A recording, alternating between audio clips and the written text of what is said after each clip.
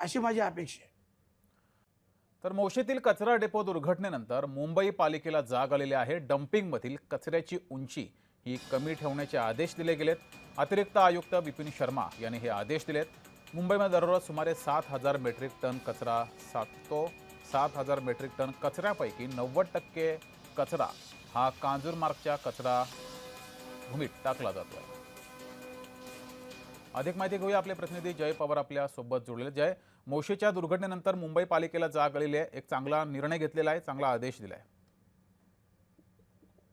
निश्चितच जगदीश, ज्याच प्रकारची घटना पुण्यातील मोशी या ठिकाणी घडली, त्याच प्रकारची घटना कुठेही घडू नये किंवा मुंबईत तरी अशा पद्धतीच्या घटना घडू नयेत यासाठी आता मुंबई महानगरपालिकेच्या माध्यमातून त्या ठिकाणी सुरक्षा उपाययोजना राबवण्यात येणार आहेत। त्यामध्ये प्रामुख्याने जे मुंबईतील डम्पिंग ग्राउंड आहेत त्यामध्ये मग कांजूरमार्ग डम्पिंग ग्राउंड असेल, त्यासोबतच देवनाथ डम्पिंग ग्राउंड आणि मुलुंड डम्पिंग ग्राउंड या तिन्ही डम्पिंग ग्राउंडच्या उंचीचं जे आहे ते उंचीवरती नियंत्रण ठेवण्यात येईल, कारण की ज्याच पद्धतीचा कचरा हा संपूर्ण मुंबई